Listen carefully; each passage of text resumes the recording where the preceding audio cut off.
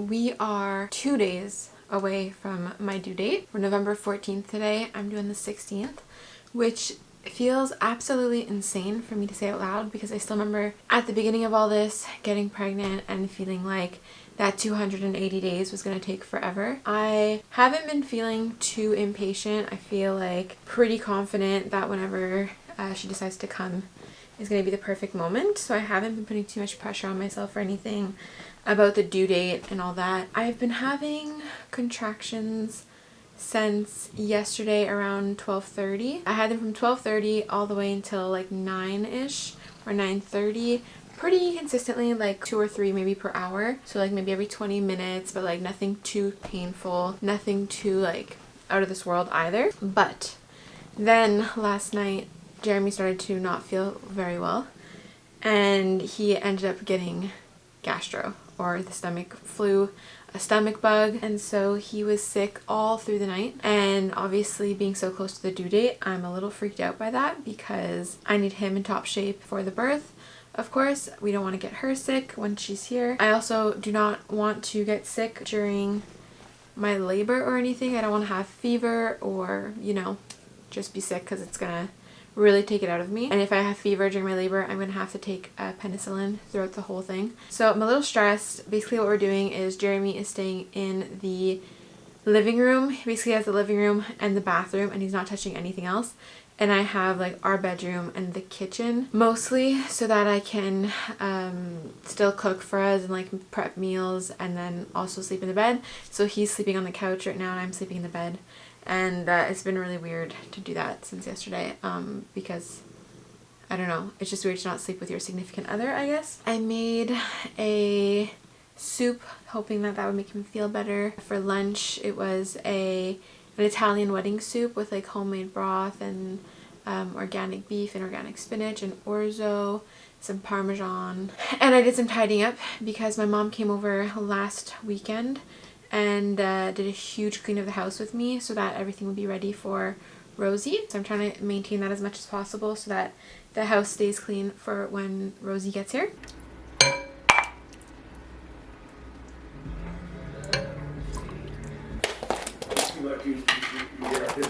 There's no chicken in it, but there's beef and there's noodles, so it's like a beef noodles.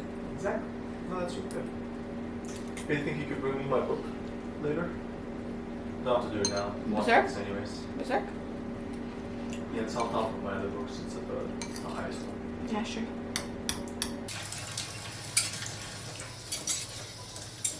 Yeah, that's good.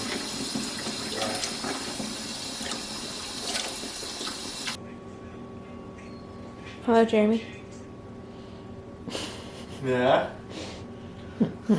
Now that we're kind of like at the end of the pregnancy, I actually have less discomfort, oddly enough. Probably more emotional, you know, knowing that the baby's gonna be here and know that pregnancy is coming to an end. And you know, that was something that I looked forward to for so long, and then suddenly it came and gone. And now today I just have a midwife appointment. It's technically supposed to be like my last one before birth since I'm doing 2 days. But I do have 2 more scheduled in case I go past my due date, which I'm pretty sure, and hopefully I will now because I want Jeremy to be top shape for that. It is 8:45 at night, so the lighting isn't the greatest. But I wanted to update you guys on the midwife appointment yesterday. It had me feeling somewhat drained, which is why I didn't pick the camera back up for the rest of the day. I also only got home at like 6 p.m. and it was dark and I had to cook dinner and everything. Jeremy's still sick. So I went to my midwife appointment yesterday and I asked them, what do we do if I go into labor and Jeremy still has symptoms of gastro? And they actually told me that unless he is feeling 100% for at least 24 hours, then he wouldn't be able to attend the birth of our daughter. Obviously, like, the thought of doing that alone scares me. And also just like the idea of him missing out on our daughter's birth is just a very sad thought. So kind of left feeling a little bit like dysregulated, dissociated, just like what's happening. That was like the bad news. Luckily, I have like no signs of going into labor anytime soon. And they also told me that her head was not engaged yet, which is why I'm like not feeling like she's gonna fall out the way I did at 28 weeks after I came out of the hospital with the threatened preterm labor. I mean, it's a good sign in the sense that I think Jeremy is going to make it. Right now, currently, it's actually been 24 hours that he hasn't had fever, and it's been like almost 48 hours that he hasn't had any vomiting. So it's looking like everything's going to be fine. He's going to be able to make it for the birth. However, they wanted to do a like cervical exam at my last appointment, see if I was dilated, and if not, try to start doing things to like naturally induce labor. So like pumping, walks, intercourse, things like that. But because Jeremy had gastro, we didn't do anything. Like we didn't even do a cervical exam because we didn't want to like accidentally induce labor and then him not be able to be there. So we put that off. As of tomorrow, it's going to be like quite a while since Jeremy had fever or any vomiting or anything. So I'll start doing the things to try to like induce labor. Tomorrow's my due date. It's the 16th of November. I kind of have like 1 week to go into labor before we have to start talking about like induction and whatnot. So I'm going to really push to try to get this baby out before the 22nd or 23rd, I believe. Is officially Rosie's due date. I have no mic right now and I'm using my phone. So hopefully you guys can hear everything all right. But it's officially her due date and it's so sunny. It's like 10 degrees out. Beautiful day. I started pumping this morning and doing a little brisk walk now because we need this baby out. Jeremy is starting to feel better too. He's back at work today. He's like at a 95%. So things are looking good for the first time in a few days. I'm just gonna like disinfect the house later and then I feel like we're good to go. It's happening. We're doing it. Stopping my huge disinfecting cleaning thing so I can have a little snack. Dates, of course, with peanut butter. So good. I'm feeling super, super hungry today. I don't know why. Maybe it's a sign of labor. Who knows? So good. Ooh. That smells so toxic. I can't use that.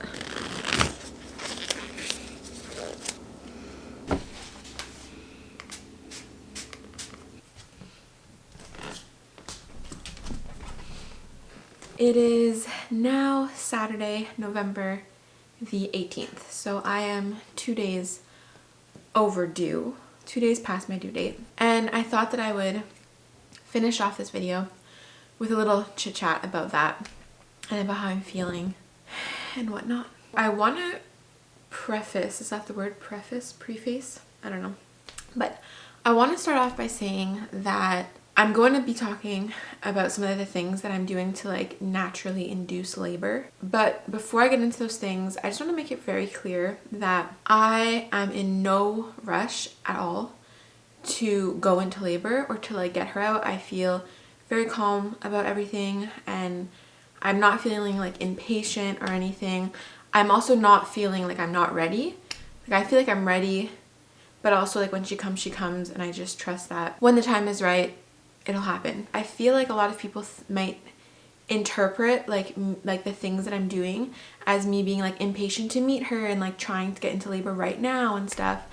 And so I kind of like want to explain a little bit like my thoughts around childbirth. My thoughts around childbirth is that Jeremy, the baby, and I are working together to get Rosie into this world together. One of my pet peeves, I know the fact that I say this is going to irritate or annoy some people, but I don't like to say that I'm like the only one that's going to be going into labor. To me, it's like the three of us. I feel like Rosie is like a treasure. I'm like a door and Jeremy is like the key. I think that Rosie is the one who is going to start the process. Like when she's ready, she's going to signal me and that's when labor will actually begin. And I'm like confident in her part to do that. The same way like when she's coming out, she's going to rotate herself and like she knows what to do, and I trust that she knows when the right timing is and what to do and all that stuff. My job is to be the door to Rosie. And that means being able to open properly. And Jeremy is kind of like the key for me to open. Because of like the oxytocin, I feel like the only thing that's going to get me through childbirth is probably going to be that love and that physical touch, since that's like my love language and everything. That's kind of like how I view birth. So when I say that my job is to be the door and to be as open as possible, I'm doing a bunch of things to make sure that I'm doing my job to make sure that I can be as open as possible and that everything can go as smoothly as possible. Just the way that Jeremy's doing his part, Rosie's doing her part, I'm doing my part. And so some of the things that I'm doing, as you might have seen, is like, let's say taking the raspberry leaf tea every day. Apparently, I think it's supposed to like make your first stage of labor shorter and like easier to go through and whatnot. And for me as the doer, I'm like, that's a really important thing, you know, to like just ease that transition for Rosie. So I'm gonna play my part by drinking the red raspberry leaf tea. The dates help with softening the cervix, and again, the cervix is the door, you know, with the cervix, that's the passageway. So if I eat the dates, it'll soften the cervix, and I feel like, why wouldn't I do that? You know, if that's gonna help, it'll just help me do my job for the team. And then the curb walking, it's actually like not too, I mean, I feel like it can get her engaged, which could help me go into labor, but it's actually just to get her in the optimal position, because right now she is on the right side of my belly, so she's here. She is still facing the back, so it's still like a good position, but ideally she'd be more in the middle or more towards the left, and that just helps her come out more like smoothly. It helps her tuck her chin and have like the ideal way of just coming out. So if I can once again help her with the curb walking to move a little bit that way, so she has an easier time to go through the door, then why wouldn't I do that, you know? So that's kind of like my mentality behind everything I'm doing. It's not necessarily like to get her out right now. And sometimes I think like I use these phrases or these sentences where I'm like trying to get this baby out as a full-time job and stuff. And I think that people take that as like I'm getting impatient, but like I'm not impatient at all. I think the only thing that I feel that's more like a negative, I guess, is that I'm so tired because everything is so time consuming to just do all these little things every single day, multiple times a day. Yeah, so we have the curb walking. The walking in general just helps her get engaged. And then we have the dates, the drinking the red raspberry leaf tea. There's stairs as well. I've done that a few times, not as much though. Oh, so I started pumping as well. And again, the pumping is supposed to help with honestly starting your labor. And the only reason why I started doing the pumping is because I'm past my due date now, and I have until the 22nd, so until one day before 41 weeks, until we would possibly move to like a membrane sweep, because we can't go further than 42 weeks. At that point it gets dangerous for her. So that's the only reason I'm like pumping, and it's not with like pressure where like I'm like she needs to come out, I'm getting fed up of being pregnant and whatnot. It's really like just as a precaution to help her maybe move along a little bit quicker, so that we don't go past like the 41 weeks and 3 days, because at 41 weeks and 3 days I would get start being monitored at the hospital and then start thinking about induction if nothing else works. So it's just like, it's more like preventative, so that it doesn't get to that point, instead of being like, well, I want this baby out right now, so I'm doing anything that I can to get her out. It's just like I'm just trying to like help her, you know, and just play my part as the team. I hope that makes sense. Other things that we're doing is like the perineal massages, you know, keeping it spicy in the bedroom, we'll say. Yeah, I think that's pretty much it. The only thing, like I said, is that it's really time consuming. By the time that I'm done pumping in the morning, like I have to sterilize every morning and then pump and then wash it and then collect the colostrum.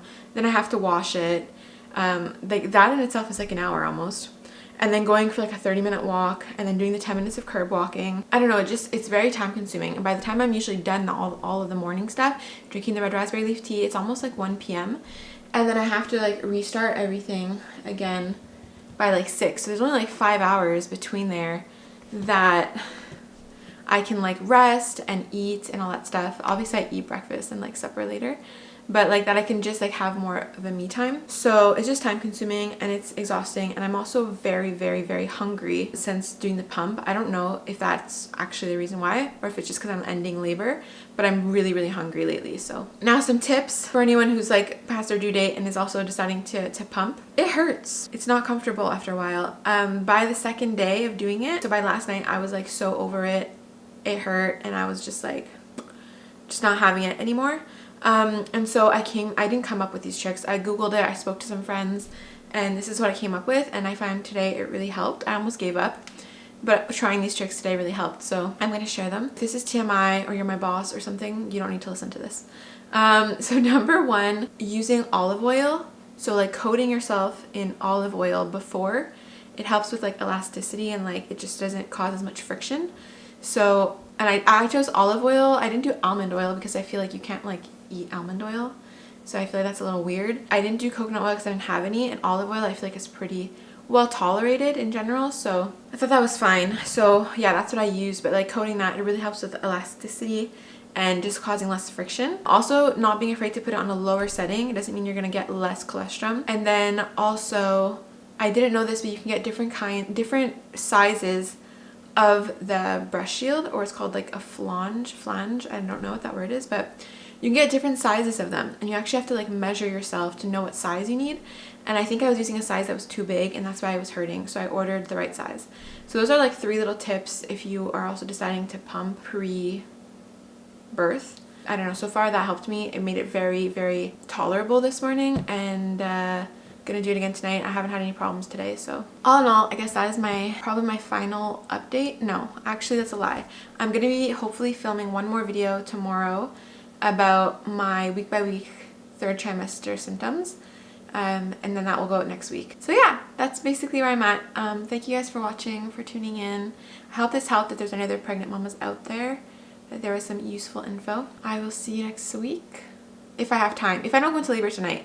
So if I go into labor tonight, there's no way I'm filming tomorrow. But if there's a video out next week, then that means I didn't go into labor today.